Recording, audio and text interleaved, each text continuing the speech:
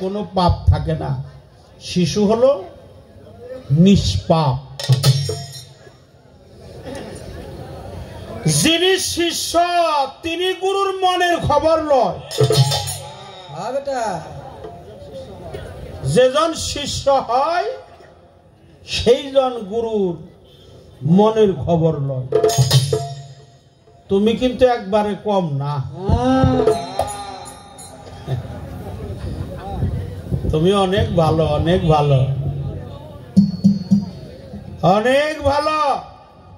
এই দেহের মধ্যে এটা পালাগানের সাবজেক্ট, অধ্যায়টা হলো আমাদের বিচার বিশ্লেষণ করা। সে আমাকে ভক্তি দিছে, কিন্তু দিবার চাইছিল মানে বেশি ভিড় দেখে যাম।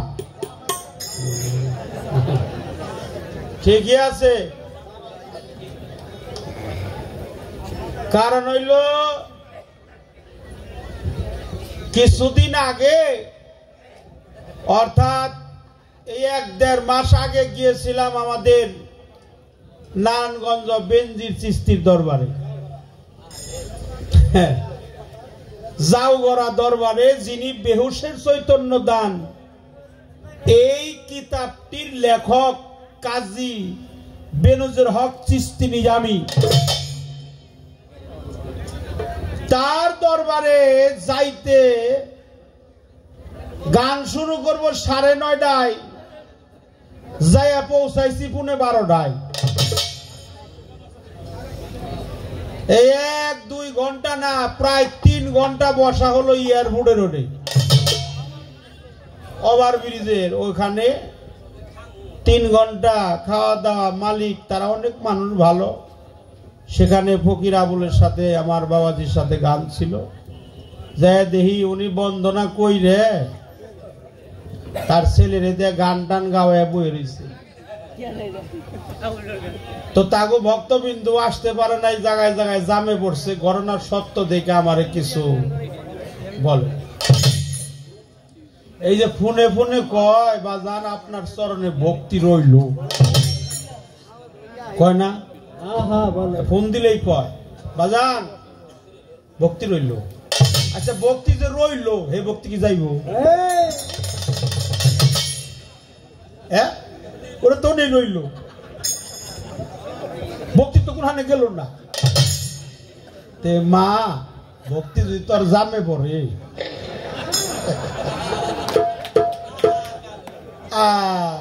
কাজ হইল না রে মা। আরে মা রে, তো মা তোর ভক্তি যদি জামেই বললো, ও নেই রইল, তাহলে আর কাজ হইতেছে। এই জন্য ভক্তি জানে কারো জামে না পড়ে। হ্যাঁ, কারণ গুরুর চরণে নতি স্বীকার করতে হয়, ঠিক কিনা? ঠিক। ভক্তি দিতে হয়, শ্রদ্ধা করতে হয়, আদব কায়দা জানাতে হয়, বিশ্বাস। এটা দেখা দেখির প্রয়োজন না, অন্তরে করলে আরো ভালো। দেখা দেখি ভক্তি দিয়ে কেউ মুক্তি পায় নাই, আমিও পাবো না, ও পাবো না, যদি অন্তরের ভক্তি ঠিক না থাকে। না বুঝছে, আপনি কোন বুঝছেন?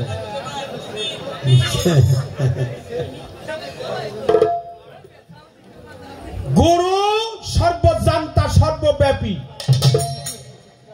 গুরু সবই জানে, ঠিক কিনা? ঠিক।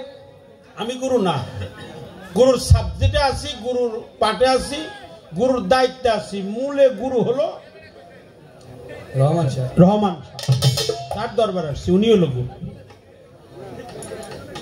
মূলে গুরু হলো রহমান শাহ দরবার আসছি, উনি গুরু। আমি গুরুর পাঠে দাঁড়াইছি, শিষ্য পাঠে দাঁড়াইয়া চমৎকার একটা গান গাইছে। সেই গানটা হলো এই দেহ কোরআন দিয়া।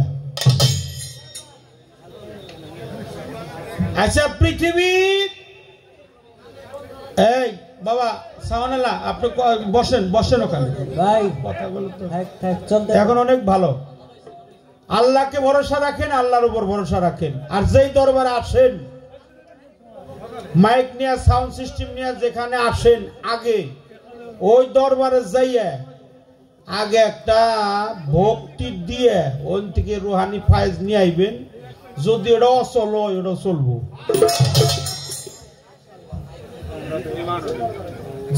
একেবারে যায়। কারণ যে নত হইতে পারে সে বড় হইতে পারে। মানুষের পায়ে যখন কদম বুসি করা হয় সেও কিন্তু ভক্তি দেয়, তার মাথাটা আগে নত হয়। মাথাটা যখন ভক্তি দেয়, যিনি দেয় তার পৃষ্ঠদেশে উনি হাত বুলিয়ে দিলে অন্তত বলে, মালিক তুমি ওরে ভালো রাখো। আমরা যখন ছোট ছিলাম মা বাবার পায়ে সালাম করতাম কিনা? করতাম। যখন আমরা লেখাপড়া করতাম, পরীক্ষা দিবার যাইতাম, কোনো ভালো কাজে গেলে আগে মুরব্বী থাকলে, বাড়ির গার্জেন থাকলে, মা বাবা থাকলে, কাকি কাকা থাকলে তাদের কদমে সালাম করতাম। এখন এটা নাকি বেদা, এটা উঠে গেছে গা। এখন আমাকে মা বাপরে দেওয়ার নাকি বৃদ্ধাশ্রমে। এরা যদি না উঠতো তাহলে আর বৃদ্ধাশ্রম বাংলাদেশে হতো না। যারা বেদাত কয়, শিরক কয়, কাফের কয়, হারাম কয়, জাহান্নাম কয়, দুজকি কয়, অগো মা বাপি বেশি বেশি ওই বৃদ্ধাশ্রমে। কিছু কিছু আমার মা বাবা কোনো সময় বৃদ্ধাশ্রমে থাকবে না। আমি যখন গানে বের হয়ে আসি আমার মায়ের পায়ে তাজিম কইরা তারপর আসি। খারাপ বলছি? কোন সন্তান যদি তার মা বাবার পায়ে চুম্বন করে, ও জান্নাতের দরজায় চুম্বন করে। সুবহানাল্লাহ। রাসূল পাক প্রিয় নবীজি সাল্লাল্লাহু আলাইহি ওয়াসাল্লাম, নূর নবীজি বলছে, সম্মান দিতে হয় নবীর নামে। সম্মান করে বলছে, পবিত্র জবান মুবারকে বলছে, হুজুর পাক নূর নবীজি তিনি তার সাহাবীদ্বয়কে বলছে, শোনো সাহাবীদ্বয়, কোন সন্তান যদি তার মাতা পিতার পায়ে চুম্বন করে, ও যেন জান্নাতের দরজা জানালায় চুম্বন করে। এক সাহাবা বলল, আমার তো মাও নেই বাবাও নেই, আমি কোথায় গিয়ে চুম্বন করব? আমার হুজুর পাক বলছিল, তুমি তোমার মা বাবার কবরের মধ্যে যা চুম্বন।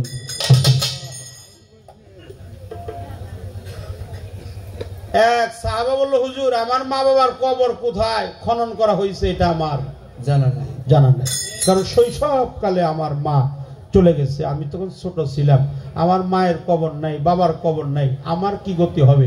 কয় যাও তুমি রাস্তার পাশে গিয়ে দাঁড়াও, জমির মধ্যে একটা কবর দাগ দিয়ে অঙ্কন করো, অঙ্কনকৃত কবরে যখন চুম্বন দিবে সেই চুম্বনটা চলে যাবে তোমার মা এবং বাবার পায়ে। এই জন্য আমাদের মা বাবা জানি বৃদ্ধাশ্রমে না যা, কারণ স্থলের গুরু যার ঠিক নাই তার কি মুর্শিদ ভজন হবে? মাতা গুরু, মাতা কি? মাতা কি? গুরু। মা কি? গুরু। বাবা কি? গুরু। ভাই কি? গুরু। মাতা গুরু, পিতা গুরু, গুরু জ্যেষ্ঠ ভাই, তার চেয়ে অধিক গুরু ভজনের। স্থল প্রবর্তক সাধক সিদ্ধি, চারটি দেশে চারটি গুরু আছে। স্থল প্রবর্তক সাধক সিদ্ধি। স্থলের গুরু মাতা পিতা, প্রবর্তকের গুরু হলো শিক্ষা, পুঁথিগত শিক্ষা যে দেয়। সাধক এবং সিদ্ধির গুরু হলো যার যার পীর।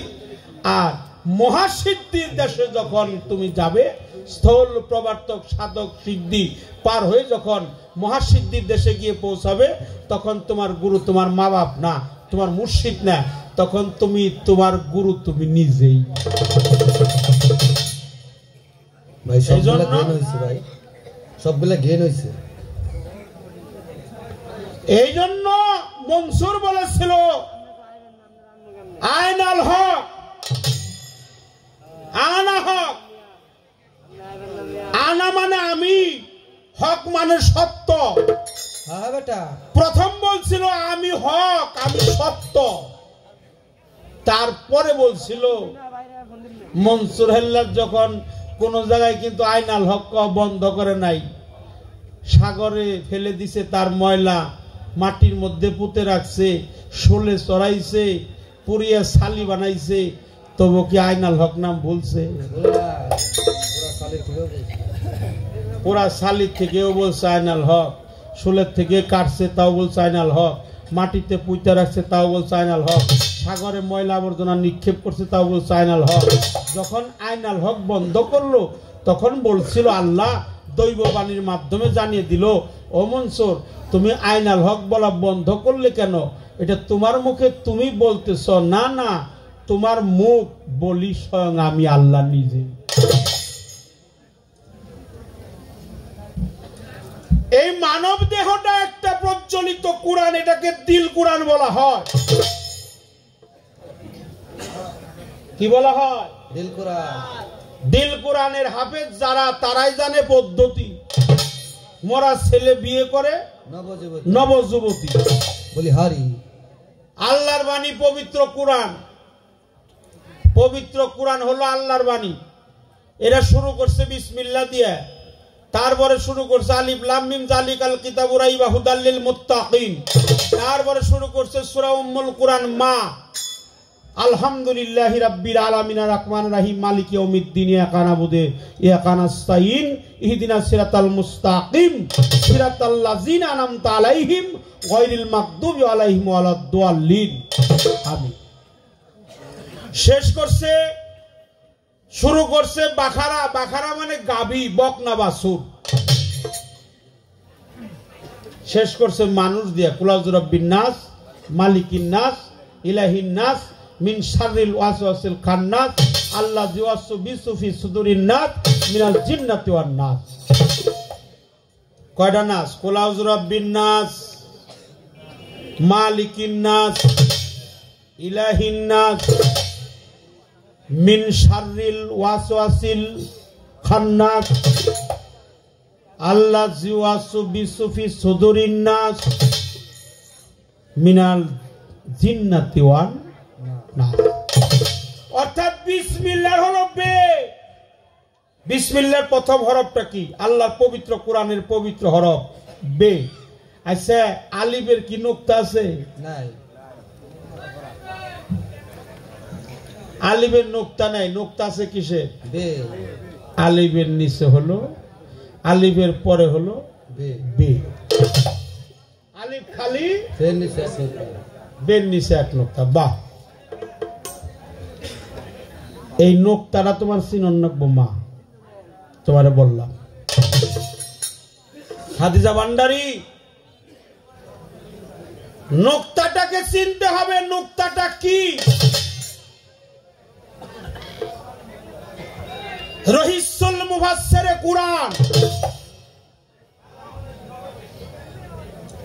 আব্দুল্লাহ ইবনে আব্বাস থেকে রেওয়াত, সারা কোরআনের সারমর্ম যার মধ্যে লুকিয়ে আছে ৬৬৬৬ আয়াতের মধ্যে সমস্ত ফায়সালা যার মধ্যে দিয়েছেন, সেই সূরাটার নাম হলো সূরা ফাতিহা। ফাতিহা হলো উদ্ঘাটিকা, ফাতিহা হলো শেফা, এটা হলো ঔষধ। আপনার পেটে যদি ব্যথা হয়, সূরা ফাতিহা ৭ বার বিসমিল্লাহ শহীদ পাঠ করে এক গ্লাস পানির মধ্যে ৭টা ফু দিয়ে খাবেন, আল্লাহর রহমতে আপনার পেটের ব্যথা দূর হয়ে যাবে। সূরা ফাতিহা হলো শেফা, ঔষধ, উদ্ঘাটিকা, উম্মুল, মা, জননী, আল্লাহর বাণী। কোরআনের মূল সারাংশ হলো সূরা ফাতিহা। ফাতিহার সারাংশ হলো বিসমিল্লাহির রহমানির রহিম।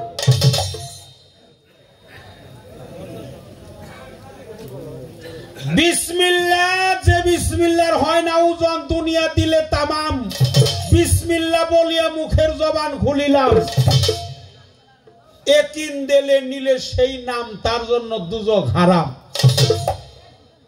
বিসমিল্লাহটা হলো শরীফ। শরীফ মানে কি? পবিত্র। পবিত্র। বিসমিল্লাহটা হলো পবিত্র। সারা কোরআনের সারমর্ম, আল্লাহর বাণী, পবিত্র কোরআনের সমস্ত সার সংক্ষেপ, মূল ভারতা, সমস্ত নির্যাত, সমস্ত সম্মান আল্লাহর পবিত্র কোরআনের সূরা ফাতিহার মধ্যে নিহিত। ফাতিহার সারমর্ম বিসমিল্লাহির রহমানির রহিম। বিসমিল্লাহর সারমর্ম আলিফের পরে বেহরফ। বেহরফের সারমর্ম হলো বের নিচে নুকতা। মাওলা আলী বলছে, আনা নুকতাতুল তাহা তালবা, আমি আলী হইলাম ওই বেহরফের নুকতা। খারাপ বলছি? যে নুকতার না। তুমি কি নোক্তা কায়েম করছো? নোক্তা তো পবিত্র। নোক্তা সিনা কর ফকিরি, যিনি নোক্তার ফেরে ফরে তার এহকাল পরকালে চিন্তায় পড়ে। নোক্তা যার কায়েম হয় তার ফকিরি হাসিল হয়। যার দেহে নাই আলী তার দেহটাই খালি। উদয়ের পথে শনিকার বাণী, অহে ভয় নাই ভয় নাই, নিঃশেষে প্রাণ যে করিবে দান। ক্ষয় নাই তার ক্ষয় নাই, আলীর দরজায় যায় যার প্রাণ, হাসরের মাঠে তার কোনো ভয়